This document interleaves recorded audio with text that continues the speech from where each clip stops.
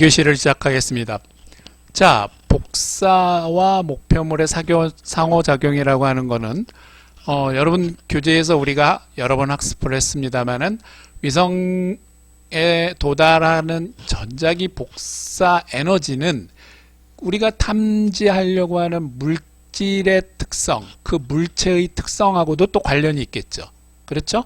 앞에서 대기 과정을 살펴보았다면 이제는 우리가 탐지하려고 하는 대상, 즉 그 목표물하고의 관계를 살펴보는 겁니다.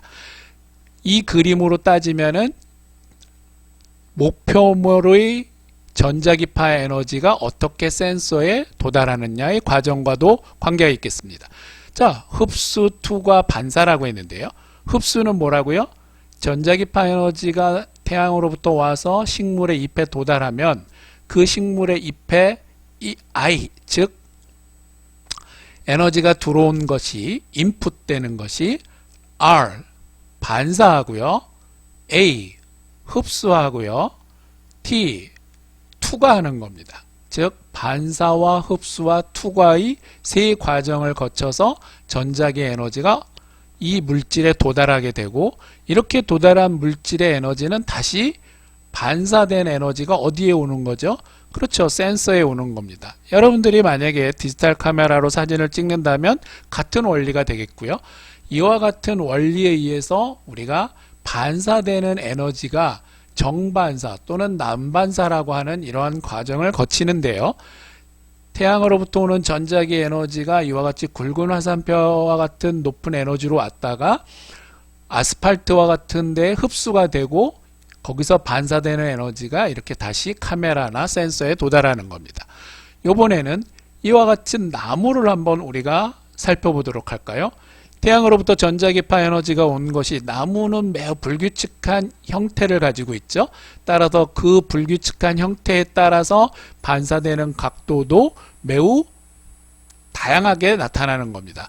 이러한 것들에 따라서 이 물질 대상이 어떠한 특징을 갖는지를 우리가 사진을 통해서 또는 센서를 통해서 분석하게 되는 것이죠. 이해하셨나요? 즉 그 물질이 어떠한 질감, 어떠한 패턴, 특징을 가지고 있는지를 우리가 센서로부터 취득된 영상을 통해서 분석하는 겁니다.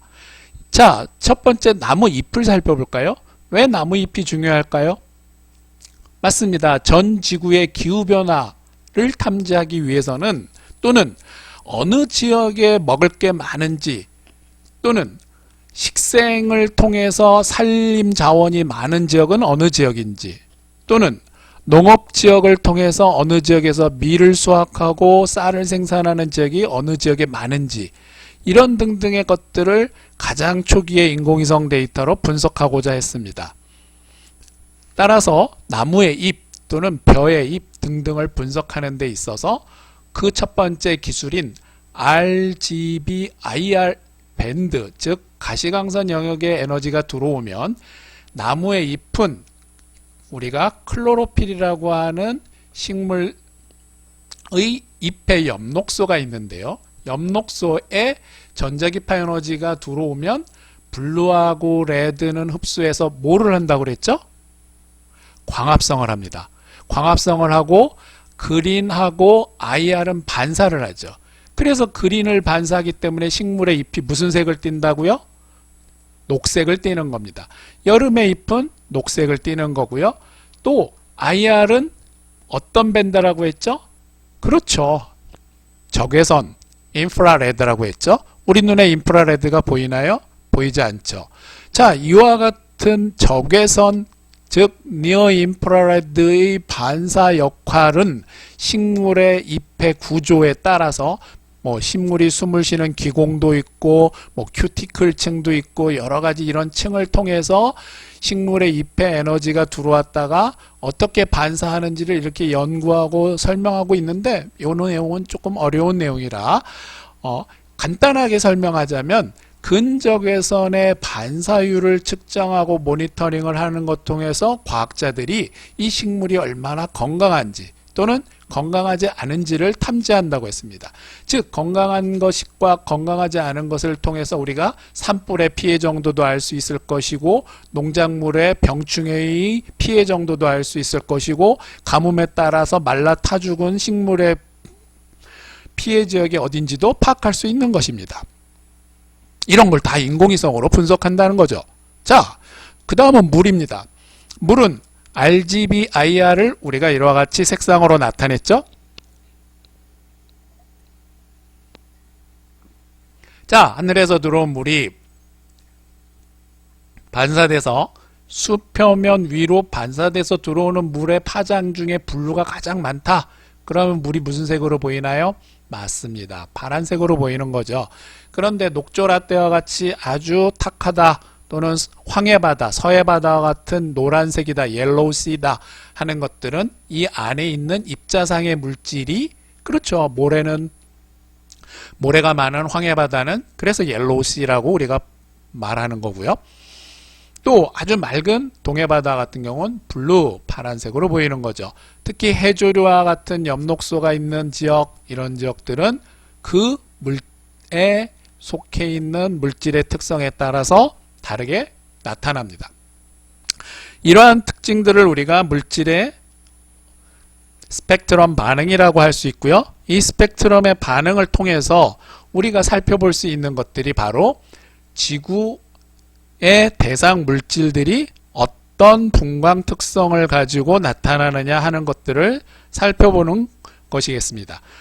오른쪽 아래 그림은 매우 중요하죠. 여러분들이 중간평가에서 아주 이와 같은 레포트, 리플렉턴스의 반응 정도를 잘 찾아서 제출을 했는데요. 기말평가에도 계속 여러분들이 이와 같은 좋은 레포트를 제출하시면 좋겠습니다. 물과 식물의 가시광선 영역에 있어서 구분에 따라 식생은 그렇죠. 그린에서 반사를 많이 하니까 녹색으로 보이고요. 0.7 마이크로 이상 쪽은 적외선이니까 우리 눈에 보이지 않죠. 그래서 식물은 적외선에서 반사를 많이 한다. 는 특징들을 여러분들이 이렇게 살펴볼 수가 있겠습니다. 교재에서 한 가지 설명하는 데 있어서 중요한 내용 중에 하나가 무엇이었냐면 과거에 기사 시험 문제도 출제된 사례가 있었는데 하나는 수동 센서입니다. 수동 센서라고 하는 것은 태양의 에너지로부터 우리가 지구를 관측하는 대부분의 센서들을 수동 센서라고 하고요. 다음에 하나는 액티브 센서, 즉 능동 센서라고 하는데 R이랑 O와 같은 레이더 센서, 마이크로웨이브를 위성에서 쏴서 그 마이크로웨이브에 도달한 전자기파 에너지가 물체를 탐지하고 다시 위성으로 돌아오는 것을 우리가 능동 센서라고 합니다. 여러분들이 태양의 빛이 없고 조명이 없는 상황에서 어두운 컴컴한 곳에서 우리가 조명을 통해 빛을 쏘고 그를 통해서 사진을 촬영하는 것, 이런 것들은 그렇죠. 액티브 센서, 즉 능동형 센서라고 할 수 있겠습니다. 여러분들은 이번 학기 또는 우리 수업을 통해서는 대부분 광학 센서는 수동 센서에 해당되기 때문에 이와 같은 센서의 데이터들을 주로 다루겠습니다.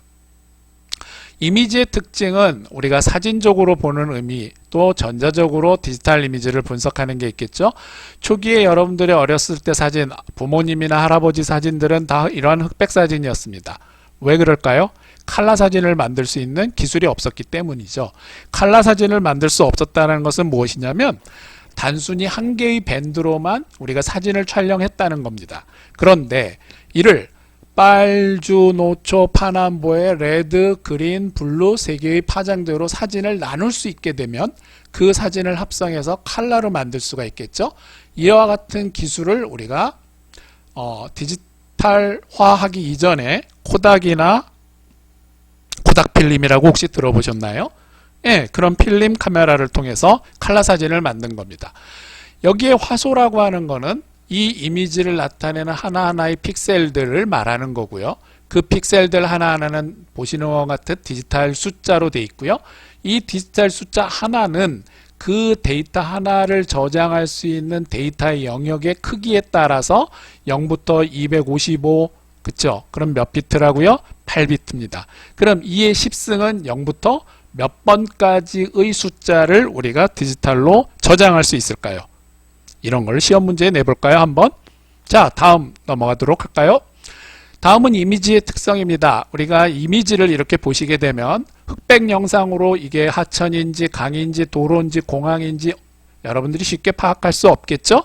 하지만 분광 밴드를 이렇게 합성해서 적외선 영역 또는 RGB 영역으로 합성을 하면 우리가 보다 좀 더 쉽게 해당 지역의 특징들을 파악할 수 있겠습니다. 이와 같은 것들이 바로 단일 채널 또는 멀티 채널을 통한 영상의 분석이 되겠고요.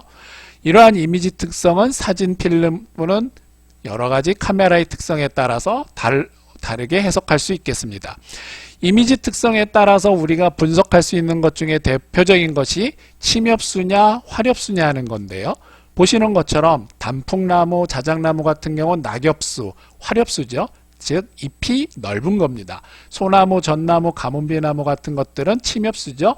이와 같은 나무들을 우리가 위성 영상을 통해서 구분하고 싶다면 여름의 영상과 겨울의 영상 두 개를 비교해 보면 그렇죠. 화렵수, 즉 낙엽수, 또 침엽수, 즉 잎이 가는 이런 것들의 파장에 따라서 그 영역을 구분할 수가 있다라는 겁니다.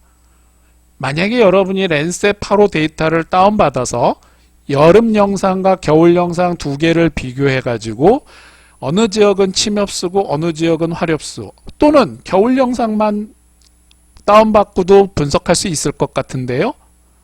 그렇지 않을까요? 이를 구글 어스 프로에서 비교해 보면서 분석해 보았다. 그래서 나는 침엽수와 화렵수를 구분한 이미지 지도를 만들었다. 이렇게 기말 레포트에 낸다면 무조건 A 뿌릴 것 같은데요. 자, 두 번째 퀴즈입니다. 이렇게 컬러로 만들 수 있는 것은 밴드 1, 밴드 2, 밴드 3 이를 합성한 것을 First Color Composite Image라고 했죠. First Color Composite Image 말고 우리 눈으로 보는 것과 동일한 색상으로 만든 건 무슨 컬러 이미지라고 했죠? 기억나지 않는다고요? 수업을 제대로 안 들었나 보네요. True Color Composite Image라고 합니다. 이와 같이 여러분들이 하나하나의 이미지 특성을 통해서 우리가 랜셋 자료 또는 다양한 아리랑 위성이나 기타 위성 자료들을 여러분들이 검색해보고 찾아보고 그 찾아본 결과물을 통해서 어떻게 우리가 분석하고 있는지를 레포트에 담아보시면 되겠습니다. 자, 이제 구체적으로 이와 같이 텍스트, 즉 교재에서 소개하고 있는 내용을 우리가 MB 매뉴얼도 가지고 있고요. 또 MB라고 하는 소프트웨어를 여러분들이 아마 설치해보고 또 위성 영상을 다운받아서 직접 해볼 수도 있겠습니다. 만약 데이터를 다운받는 게 어렵다면 어떻게 하라고요? 자, 지금부터 설명해 보도록 할 테니까 집중해서 따라오시기 바랍니다.